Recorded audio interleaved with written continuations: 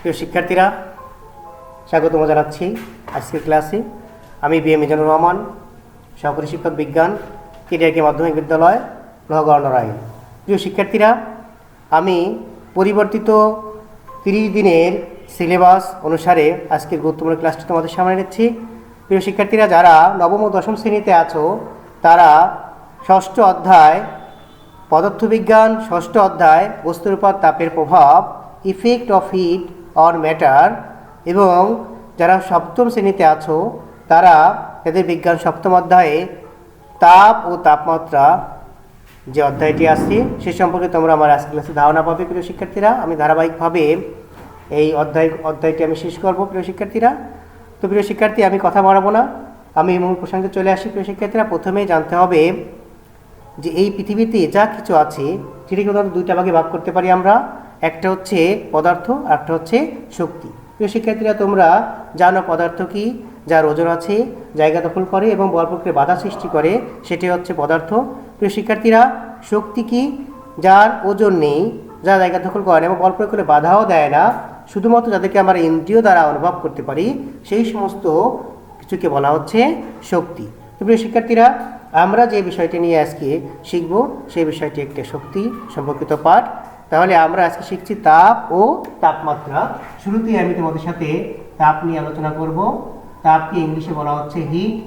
প্রিয় শিক্ষার্থীরা, তাপ কাকে বলে? তোমরা ছোট ক্লাসে কিন্তু শিখেছো তাপ কাকে বলে, তাই না? তাপ হচ্ছে এক প্রকার শক্তি যা আমাদের ঠান্ডা ও গরমের অনুভূতি জন্মায়। তাহলে প্রিয় শিক্ষার্থী, আমরা বলতে পারি তাপ এক প্রকার শক্তি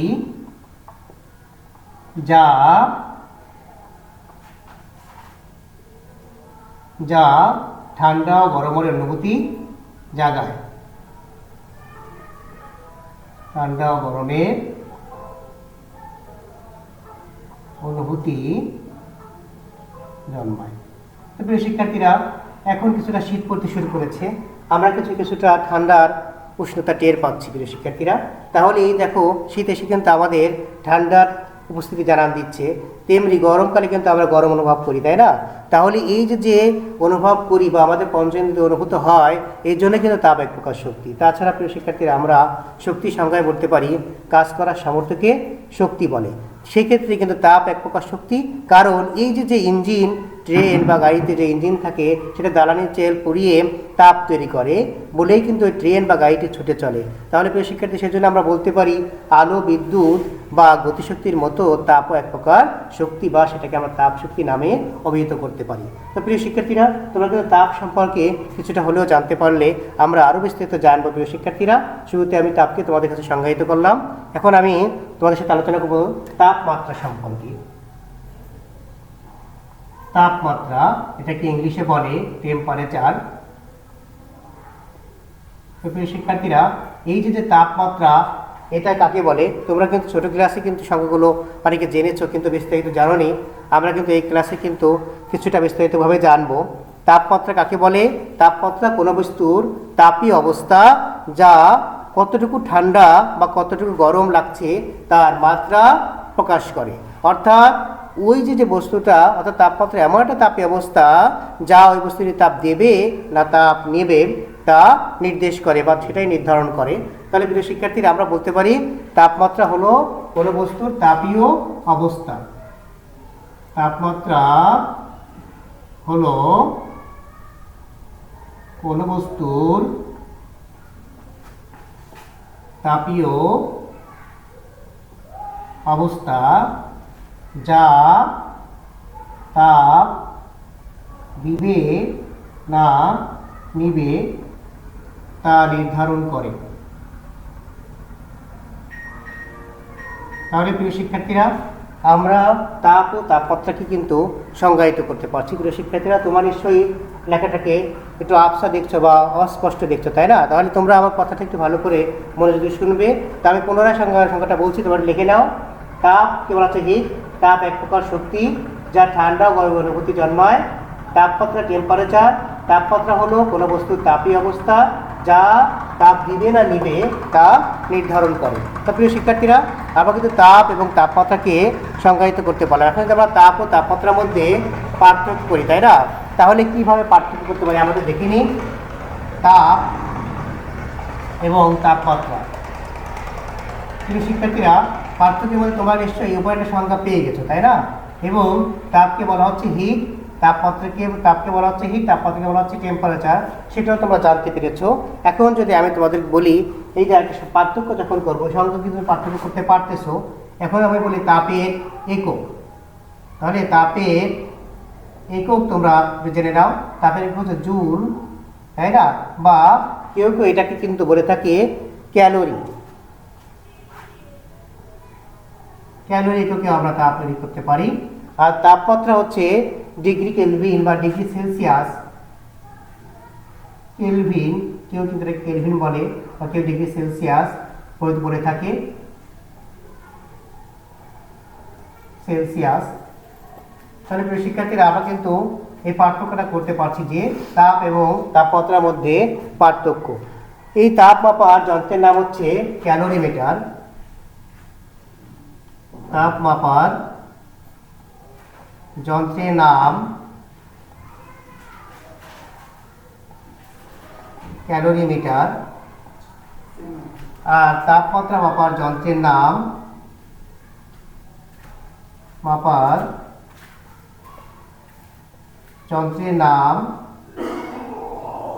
থার্মোমিটার। তাহলে প্রিয় শিক্ষার্থীরা, আমরা কিন্তু জানতে পারলাম এই তাপ ও তাপমাত্রার মধ্যে পার্থক্য কি। তাপ হচ্ছে এক প্রকার শক্তি যা আমাদের ঠান্ডা গরম অনুভূতি জন্মায়। তাপমাত্রা হলো কোনো বস্তুর তাপীয় অবস্থা যা তাপ দেবে না নেবে তা নির্দেশ করে। তাপের একক হচ্ছে জুল বা ক্যালোরি, আর তাপমাত্রা একক হচ্ছে কেলভিন বা ডিগ্রি সেলসিয়াস। তাপ মাপার যন্ত্রের নাম ক্যালোরিমিটার, তাপমাত্রা মাপার যন্ত্রের নাম থার্মোমিটার। তাহলে প্রিয় শিক্ষার্থীরা, আমরা কিন্তু জানতে পারছি তাপ এবং তাপমাত্রার মধ্যে পার্থক্য। এখন আমরা জানবো এই যে ক্যালোরি বা ক্যালোরিমিটার এটা কি। প্রিয় শিক্ষার্থীরা, তোমাদের কিন্তু জ্ঞানমূলক অংশে কিন্তু এটা এসে থাকে।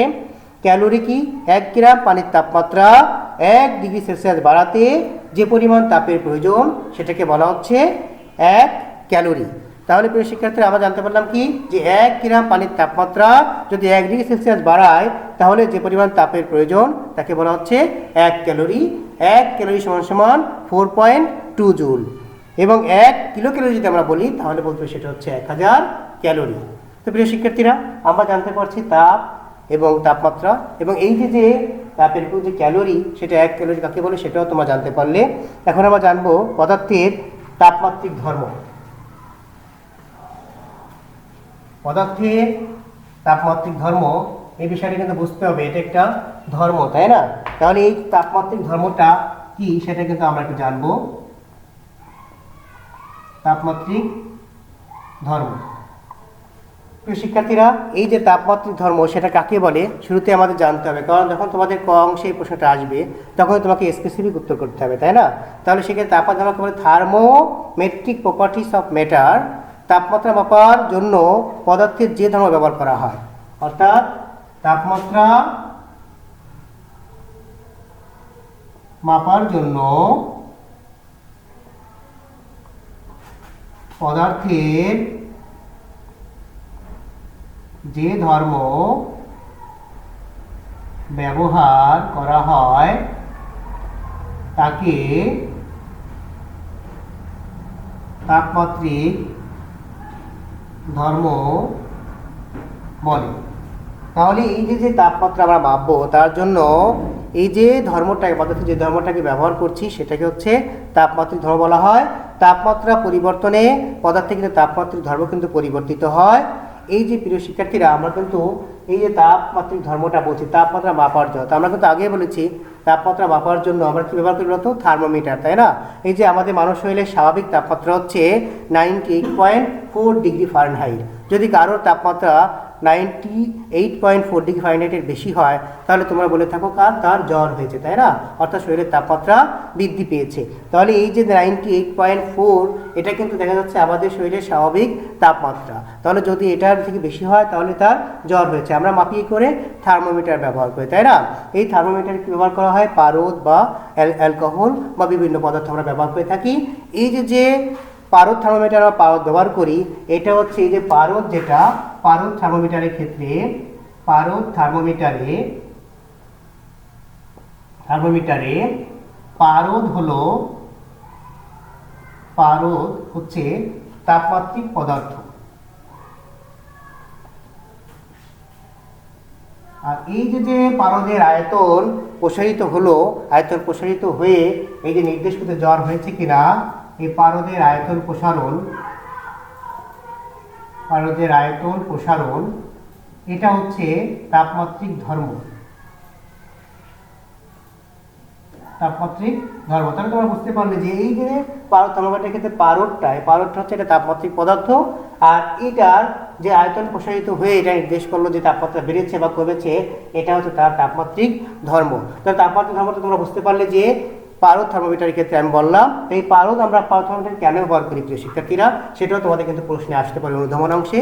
প্রিয় শিক্ষার্থী আপনারা জেনে থাকবে পারদের স্ফুটনাঙ্ক অনেক বেশি এবং এর গলনাঙ্কটাও কিন্তু অনেক বেশি। দেখুন এটা যদি আমরা পারদ যেহেতু তাড়াতাড়ি তাপমাত্রা পেয়ে অল্প তাপমাত্রায় পাওয়ারটা গলে যায় এবং এটা থার্মোমিটারে যে সরু সুষম যে কাঁচনল থাকে সেটা বেয়ে উপরের দিকে উঠে যায় এবং এটা সূক্ষ্ম কালো হওয়ার কারণে এটা কিন্তু আমাদের চোখে বেশি দৃষ্টিগ্রাহ্য হয়।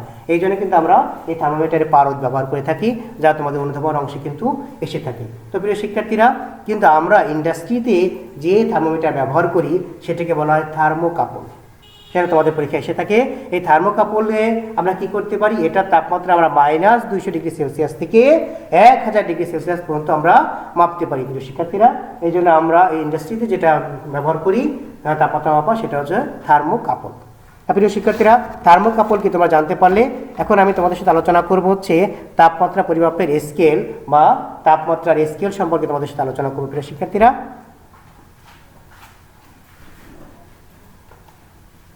তাপমাত্রা পরিমাপের স্কেল। তাপমাত্রা পরিমাপের স্কেল। প্রিয় শিক্ষার্থীরা, তোমরা কিন্তু জানতেই পেরেছো আমরা তাপমাত্রা পরিমাপের জন্য কি করি, আমরা যে থার্মোমিটার ব্যবহার করি। এই থার্মোমিটারে তোমরা কিন্তু একটা ছবি তোমাদের বই দেখতে পাচ্ছ, তাই না? আমি একটা ছবি এখানে আঁকছি তোমাদের বোঝার সুবিধার জন্য। তোমরা কিন্তু এই ছবিটা আরো ভালো করে নিজে রাখতে পারো, তাই না? এখানে এই যে একটা পারদ সরু কাঁচনলে এখানে পারদ লেখা আছে এবং এখানে কিন্তু দাগাঙ্কিত আছে। আমি যদি 98.4 স্বাভাবিক তাপমাত্রা নির্দেশ করি, এরপরে কত উঠলে আমরা কিন্তু পারদ দেখে কিন্তু এটা নির্দেশ করতে পারি, তাই না? এই কাঁচনলের মধ্যে কিন্তু পারদ কিন্তু উঠে যাবে। তাহলে আমি একটা তাপমাত্রা ব্যাপারে একটা স্কেল এখানে দিলাম, আমাদের একটা পারদ থার্মোমিটার। এখন এই পারদ থার্মোমিটারে একটা বিন্দু কিন্তু এখানে থাকে। এই যে বিন্দু কিন্তু আমরা বলতে পারছি এই যে একটা কিন্তু 0 ডিগ্রি এবং একটাকে আমরা যদি 100 ডিগ্রি সেলসিয়াস দিয়ে চিন্তা করি, এটা একটা সেলসিয়াস স্কেল যদি কল্পনা করি, তাহলে একটা কিন্তু 0 ডিগ্রিতে আছে নিচে। এই যে নিচে যেটা আছে এটাকে বলা হয় নিম্ন স্থিরাঙ্ক এবং উপরে যেটা আছে এটাকে বলা হয় ঊর্ধ্ব স্থিরাঙ্ক। তারপরে শিক্ষার্থীরা, প্রথমে আমরা যেটা বলতে চাচ্ছি যে এই যে ঊর্ধ্ব স্থিরাঙ্ক এটা কাকে বলে আর এই নিম্ন স্থিরাঙ্ক এটা কাকে বলে, তোমাদের পরীক্ষায় এটা কিন্তু আসতে পারে, তাই না? তাহলে আমরা কি বলবো যে নিম্ন স্থিরাঙ্ক সেটা কি? প্রিয় শিক্ষা জেনে নিই। স্বাভাবিক চাপে যে তাপমাত্রায় বরফ গলে পানি হয়, অর্থাৎ বরফ গলে পানিতে পরিণত হয়, সেই তাপমাত্রাকে বলা হয় নিম্ন স্থিরাঙ্ক। আর যে চাপে অর্থাৎ যে তাপমাত্রায় স্বাভাবিক চাপে বিশুদ্ধ পানি ফুটে বাষ্পে পরিণত হয় সেটাকে বলা হচ্ছে ঊর্ধ্ব স্থিরাঙ্ক। প্রিয় শিক্ষার্থীরা, নিম্ন স্থিরাঙ্ক এবং ঊর্ধ্ব স্থিরাঙ্কটা কিন্তু তোমরা বুঝতে পারলে। তো এই তাপমাত্রার যে স্কেল, সেই স্কেল তিনটার মধ্যে একটা সম্পর্ক কিন্তু আমরা দেখে নেব। প্রিয় শিক্ষার্থীরা, এই যে তাপমাত্রার একটা স্কেল ডিগ্রি সেলসিয়াস স্কেলে আমি তোমাদের সেখানে চিত্রায়িত করলাম যে এই সেলসিয়াস স্কেলের ক্ষেত্রে কী হচ্ছে যে 0 ডিগ্রি সেলসিয়াস হচ্ছে তার নিম্ন স্থিরাঙ্ক এবং ঊর্ধ্ব স্থিরাঙ্ক হচ্ছে 100 ডিগ্রি সেলসিয়াস। তাহলে আমরা যদি এই সেলসিয়াস স্কেল এবং ফারেনহাইট স্কেল এখানে চিন্তা করি, আর একটা স্কেল যদি আমি এখানে আঁকি, তোমরা দেখে নাও বইয়ে কিন্তু তোমাদের বইয়ে কিন্তু চিত্রগুলা দেওয়া আছে। তাহলে এই যে আরেকটা চিত্র আমরা আঁকলাম, এটা কিন্তু নিম্ন স্থিরাঙ্ক ঊর্ধ্ব স্থিরাঙ্ক কিন্তু পৃথক, তাই না? আলাদা। আমরা আরেকটা যদি থার্মোমিটার এখানে আঁকার চেষ্টা করি, সেক্ষেত্রে দেখা যাবে যে এই থার্মোমিটারটিও কিন্তু ঊর্ধ্ব স্থিরাঙ্ক এবং নিম্ন স্থিরাঙ্ক কিন্তু পৃথক। তাহলে এই যে থার্মোমিটার যেটা আছে বিভিন্ন পদার্থ ব্যবহার করা আছে, তাহলে এই যে ঊর্ধ্ব এবং নিম্ন স্থিরাঙ্ক এটা কিন্তু পৃথক থাকে, তাই না? একটা 0 দেখো, একটা 32, একটা 273.15, 373.15, 212। তো প্রিয় শিক্ষার্থীরা, আমরা দেখছি এখানে তিনটা স্কেল এখানে আছে। একটা দেখো সেলসিয়াস স্কেল, আমি তোমাদের দিলাম সেলসিয়াস। একটা দেখো ফারেনহাইট স্কেল এফ, এবং আরেকটা দেখো তোমাদের কেলভিন স্কেল কে। তাহলে এখানে তিন ধরনের স্কেল আছে। দেখো নিম্ন স্থিরাঙ্ক আমরা বলতেছিলাম, একটা 0 ডিগ্রি, একটা 32 ডিগ্রি, একটা দেখো 273.15। ঊর্ধ্ব স্থিরাঙ্ক একটা 100 ডিগ্রি সেলসিয়াস, একটা 212 ডিগ্রি সেলসিয়াস এবং ডিগ্রি ফারেনহাইট, এবং একটা দেখো 373.15 ডিগ্রি কেলভিন যেটা। তো প্রিয় শিক্ষার্থীরা, তাহলে এটার মধ্যে যে আমরা এদেরকে পরস্পরের মধ্যে সম্পর্কিত করি, তাহলে কি হবে? এই বিভিন্ন তাপমাত্রা স্কেলের মধ্যে সম্পর্ক ব্যাখ্যা করো, সেটা তোমাদের কিন্তু আসে প্রায় পরীক্ষায় কিন্তু এটা বিশ্লেষণমূলক অংশে বা প্রয়োগমূলক দক্ষতায় তোমাদের গাণিতিক বিশ্লেষণে এই পরীক্ষাগুলো এসে থাকে। তো আমি শুরুতে তোমাদের সাথে বলছি সেলসিয়াস স্কেল এর দেখো নিম্ন স্থিরাঙ্ক 0 এবং ঊর্ধ্ব স্থিরাঙ্ক কিন্তু 100, এবং দেখো এই ফারেনহাইট স্কেল নিম্ন স্থিরাঙ্ক হচ্ছে 32, আমরা এফ দিয়ে চিহ্নিত করছি এটাকে। আর ঊর্ধ্ব স্থিরাঙ্ক 212 - 32। আর দেখো এখানে কেলভিন স্কেলে আছে 273.15, এবং ঊর্ধ্ব স্থিরাঙ্ক আছে 373.15 - 273.15। তাহলে কত থাকে দেখে নাও, C/100 F - 32/0, 3 আছে কত লাগবে 8, তাই না? 180 K - 273.15 বাই হচ্ছে 100। তাহলে প্রিয় শিক্ষার্থীরা, আমরা কিন্তু এই অংশটা ক্যালকুলেশন করতে পারছি, তাই না? যে আমরা যদি এখানে এটাকে কেটে দিই, 0 0 উভয় পক্ষ থেকে যদি আমরা বাদ দিই, তাই না, সমান সমান রাশি থেকে, তাহলে আমাদের কারো ছোট শর্ট ফর্মে লিখি, আমরা দেবে না কেটে দেখানোই ভালো, আমরা এটা বলতে পারছি, তাই না? কত হচ্ছে C/5 F - 32/9, 9 দুগুণে 18 এর ক্ষেত্রে K - 273.15/5। তাহলে এই যে সমীকরণটা আমরা পাচ্ছি C/5 F - 32/9 K - 273.15/5, এটা হচ্ছে 3 প্রকার তাপমাত্রা পরিমাপের স্কেলের মধ্যে সম্পর্ক, অর্থাৎ এটাই হচ্ছে তোমাদের 3 প্রকার স্কেলের মধ্যে সম্পর্ক। তো প্রিয় শিক্ষার্থীরা, এই সম্পর্ক ব্যবহার করে কিন্তু আমরা গাণিতিক যে প্রয়োগগুলো তোমাদের আছে সেই গাণিতিক সমস্যার সমাধান করতে পারি প্রিয় শিক্ষার্থীরা। তাহলে আমি তোমাদের যেটা বলছি যে এই যে গাণিতিক সমস্যার সমাধান কিভাবে করতে পারি, প্রিয় শিক্ষার্থীরা, তোমাদের বই কিন্তু অনেক গাণিতিক সমস্যা আছে। তার মধ্যে সপ্তম শ্রেণীর যে শিক্ষার্থীরা আছো তাদের যে গাণিতিক সমস্যা আছে, আমি বলছি বাংলাদেশ ক্রিকেট দলের একজন খেলোয়াড় অস্ট্রেলিয়া খেলতে যেয়ে অসুস্থ হয়ে গেল। ডাক্তার তাকে জ্বর মেপে দেখলেন যে তার শরীরে তাপমাত্রা হচ্ছে 38 ডিগ্রি সেলসিয়াস। ফারেনহাইট স্কেলে ওই তাপমাত্রা কত হবে? প্রিয় শিক্ষার্থী, দেখো তোমাদের বইয়ে কিন্তু এটা আছে। তাহলে তোমরা কিন্তু এখানে দুইটা সম্পর্ক, সেলসিয়াস এবং ফারেনহাইট, এই দুজনের মধ্যে ওই তোমাদেরকে চাওয়া হয়েছে ফারেনহাইট স্কেলে কত হবে। তাহলে তুমি সূত্রটা কি জানো? তোমরা কিন্তু বলতে পারতেছ যে আমরা জানি C/5 = F - 32/9। সেক্ষেত্রে তোমাদের মান দেওয়া আছে কত? সি এর মান হচ্ছে 38 ডিগ্রি সেলসিয়াস, অর্থাৎ সির জায়গায় আমরা মান বসাচ্ছি। তোমাদের এখান থেকে ফারেনহাইট বের করতে হবে, তাই না? তোমরা কিন্তু আর গুণন করে, আর গুণের বিধি প্রয়োগ করে কিন্তু সহজে কিন্তু তোমরা এখান থেকে এই এফ এর মানটা বের করতে পারছো। সেটা আমি যদি তোমাদের বলি এফ এর মানটা তোমাদের কত হচ্ছে, তোমরা এখনই হয়তো প্রত্যেকেই এটা করে বের করতে পারছো, তাই না? এটা কত হচ্ছে 100.4 ডিগ্রি ফারেনহাইট। অর্থাৎ এটা তুমি ক্যালকুলেশন করে এই যে ফারেনহাইট স্কেলে মান, তার শরীরে তাপমাত্রা হচ্ছে 100.4 ডিগ্রি ফারেনহাইট, অর্থাৎ তার জ্বর হয়েছে, সামান্য জ্বর হয়েছে। তাহলে এভাবে কিন্তু আমরা গাণিতিক সমস্যাগুলো সমাধান করতে পারি। তো প্রিয় শিক্ষার্থীরা, এখন আমি তোমাদের বলবো কোন তাপমাত্রায় সেলসিয়াস এবং ফারেনহাইট স্কেলের সমান তাপমাত্রা প্রদর্শন করে। সেলসিয়াস, এটা তোমাদের নৈবেত্তিক অংশে MCQ এর অংশে প্রদান খুবই গুরুত্বপূর্ণ। কোন তাপমাত্রায় সেলসিয়াস এবং ফারেনহাইট স্কেল সমান, অর্থাৎ সেলসিয়াস এবং ফারেনহাইট স্কেল কোন তাপমাত্রায় সমান, সমান হচ্ছে কোন তাপমাত্রায়। এটা একটা নৈবেত্তিক অংশ তোমাদের এসে থাকে 40 ডিগ্রি সেলসিয়াস - 40 ডিগ্রি সেলসিয়াস এবং -40 ডিগ্রি ফারেনহাইট। এই দেখো এইটা কিন্তু সবসময় -40 ডিগ্রি সেলসিয়াস বা -40°F এই তাপমাত্রা কিন্তু সেলসিয়াস এবং ফারেনহাইট সি এবং এফ এর মান কিন্তু সমান হয়। এবং কোন তাপমাত্রায় কেলভিন ও ফারেনহাইট স্কেলের তাপ সমান, আমরা কিন্তু এটা দেখে নিতে পারি কেলভিন এবং ফারেনহাইট। কোন তাপমাত্রায় কেলভিন এবং ফারেনহাইট স্কেলের তাপমাত্রা জ্ঞানমূলক অংশে বা এমসিকিউ অংশে কিন্তু তোমাদের এটা এসে থাকে 574.59 ডিগ্রি তাপমাত্রায় কেলভিন এবং ফারেনহাইট স্কেলের তাপমাত্রা সমান হয়ে থাকে। এবং আরও প্রশ্ন আসতে পারে কোন তাপমাত্রায় সেলসিয়াস ও কেলভিন সমান থাকে। কি বললাম? সেলসিয়াস এবং কেলভিন। সেক্ষেত্রে তোমরা জেনে অবাক হবে যে সেলসিয়াস এবং ফারেনহাইট কেলভিন স্কেলের তাপমাত্রা কখনোই সমান হয় না, অর্থাৎ আমরা লিখবো কখনো না। অর্থাৎ এই সেলসিয়াস এবং কেলভিন বাকি দুটার মধ্যে আমরা কিন্তু করতে পারছি, কিন্তু আমরা যখন বলবো সেলসিয়াস এবং কেলভিন সেক্ষেত্রে কোনো তাপমাত্রায় কিন্তু এটা সমান হবে না। তো প্রিয় শিক্ষার্থীরা, তোমাকে জানতে পারলে যে এই যে কোন তাপমাত্রায় সেলসিয়াস এবং ফারেনহাইট কেলভিন এবং ফারেনহাইট এর তাপমাত্রা সমান হয়, কিন্তু সেলসিয়াস এবং কেলভিন এই দুটার স্কেলের তাপমাত্রা কখনোই কিন্তু সমান হবে না। তো প্রিয় শিক্ষার্থীরা, আমরা কিন্তু গুরুত্বপূর্ণ কতগুলো তথ্য জানলাম যা তোমাদের জন্য খুবই প্রয়োজনীয়। এখন আমি তোমাদের একটু আরেকটি তথ্য দেব, সেটা হচ্ছে পরম শূন্য তাপমাত্রা বা অ্যাবসোলুট জিরো তাপমাত্রা কাকে বলে। তোমাদের বইয়ে আছে, তোমরা একটু দেখে নাও। তাপমাত্রা সবচেয়ে কম যে তাপমাত্রায় আমরা কাছাকাছি যেতে পারি কিন্তু কখনো পৌঁছাতে পারি না আমরা যে তাপমাত্রায়, সেটা হচ্ছে পরম শূন্য তাপমাত্রা। সেই তাপমাত্রা সেলসিয়াস স্কেল হবে -273.15 ডিগ্রি এবং কেলভিন স্কেলে যে তাপমাত্রা হচ্ছে 0 ডিগ্রি। তো সেক্ষেত্রে এটা তোমাদের ক অংশে জ্ঞানমূলক অংশে কিন্তু এসে থাকে।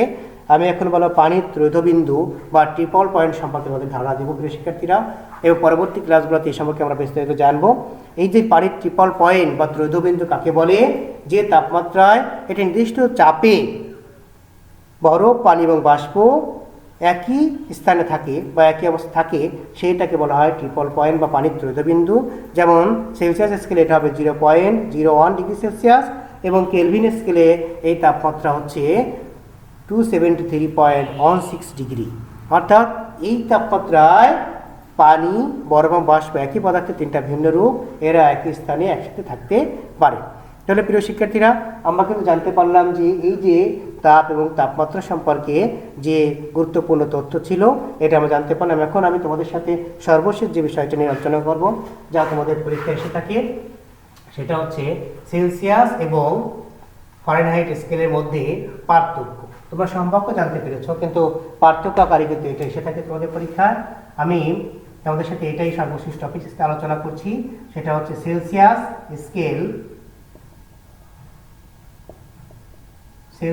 স্কেল আর ফারেনহাইট স্কেল। তো প্রিয় শিক্ষার্থীরা, সেলসিয়াস স্কেল এবং ফারেনহাইট স্কেলের মধ্যে পার্থক্য কিন্তু আমাদের পরীক্ষায় আসে। আমরা পার্থক্যটা কিভাবে দেব, আমরা কিন্তু দেখো, তোমরা কিন্তু চিত্র দেখে কিন্তু বুঝছো যে এখানে নিম্ন স্থিরাঙ্কে কিন্তু এদের মধ্যে পার্থক্য আছে, তাই না? তাহলে আমরা এক নাম্বার লিখতে পারি যে সংজ্ঞা, যে এটা নিম্ন স্থিরাঙ্ক, তুমি লেখো নিম্ন স্থিরাঙ্ক কত হচ্ছে এখানে, এই যে সেলসিয়াস নিম্ন স্থিরাঙ্ক হচ্ছে 0 ডিগ্রি, আর ফারেনহাইটে নিম্ন স্থিরাঙ্ক কত হচ্ছে বলতো 32 ডিগ্রি ফারেনহাইট। আর যদি ঊর্ধ্ব স্থিরাঙ্ক তুমি লেখো, ঊর্ধ্ব স্থিরাঙ্ক এটা হচ্ছে 100 ডিগ্রি সেলসিয়াস, আর এটা ঊর্ধ্ব স্থিরাঙ্ক কত হচ্ছে 212 ডিগ্রি ফারেনহাইট। তারপরে শিক্ষার্থীরা, তোমাকে দুইটা পার্থক্য কিন্তু এই চিত্র থেকে করতে পারছো যে এই যে সেলসিয়াস স্কেলের নিম্ন স্থিরাঙ্ক 0 ডিগ্রি, ফারেনহাইট স্কেলের নিম্ন স্থিরাঙ্ক 32 ডিগ্রি, এবং সেলসিয়াস স্কেলের ঊর্ধ্ব স্থিরাঙ্ক 100 ডিগ্রি এবং ফারেনহাইট স্কেলের ঊর্ধ্ব স্থিরাঙ্ক 212 ডিগ্রি। 3 নম্বর তুমি যে অংশ যেটা করতে পারছো, যে এই সেলসিয়াস স্কেলের মধ্যবর্তী ভাগকে সমান 100 ভাগে ভাগ করা হয়, মধ্যবর্তীকে 100 ভাগে ভাগ করা হয়। আর এই যে ফারেনহাইট স্কেল এটাকে 180 ভাগে ভাগ করা হয়। তোমাদের বইয়ে কিন্তু এই অংশটা আছে। আর 4 নম্বর যে পার্থক্যটা তুমি করতে পারো, এই যে সেলসিয়াস স্কেল, এটার প্রতি ক্ষুদ্রতম এক ভাগকে বলা হয় 1 ডিগ্রি সেলসিয়াস, আর এটার প্রতি ক্ষুদ্রতম এক ভাগকে বলা হচ্ছে 1 ডিগ্রি ফারেনহাইট। অর্থাৎ ফারেনহাইট স্কেলের ক্ষুদ্রতম প্রতি এক ভাগকে বলা হচ্ছে 1 ডিগ্রি ফারেনহাইট, এবং সেলসিয়াসের ক্ষেত্রে এটাকে বলা হচ্ছে 1 ডিগ্রি সেলসিয়াস। 5 নম্বরে তুমি যে পার্থক্যটা করতে পারো, শিক্ষার্থীরা সেখানে 4 মাসের জন্য আবার 4টা পার্থক্য লিখলে হয়, তবু আমরা 5টা শিখছি। যে বিজ্ঞানী সেলসিয়াস এই স্কেল আবিষ্কার করেন বলে একে সেলসিয়াস স্কেল বলে। বিজ্ঞানী সেলসিয়াস এই স্কেলটি আবিষ্কার করেন, আর এটা বিজ্ঞানী ফারেনহাইট এই স্কেলটি আবিষ্কার করেন বলে এই স্কেলের নামকরণ করা হয়েছে ফারেনহাইট স্কেল। তো প্রিয় শিক্ষার্থীরা, নিশ্চয়ই আমার ক্লাসটা ভালো লাগলো। আমাদের পরবর্তী ক্লাস দেখার জন্য তোমাদের আমন্ত্রণ জানানো হলো। ধারাবাহিকভাবে আমাদের এই ক্লাস কার্যক্রম চলবে এবং এই যে পরিবর্তিত সিলেবাস অনুসারে আমাদের ক্লাস অনুষ্ঠিত হবে। প্রিয় শিক্ষার্থীরা, তোমরা তাদের পাঠে মনোযোগী হও এবং আমাদের স্কুলের ফেসবুক পেজ এবং ইউটিউব পেজ থেকে তোমরা ক্লাসগুলো দেখে নাও। তো প্রিয় শিক্ষার্থীরা, এই করোনা পরিস্থিতির মধ্যে যে যত্ন নিয়ে ভালো থেকে প্রিয় শিক্ষার্থীরা, ধন্যবাদ সবাইকে।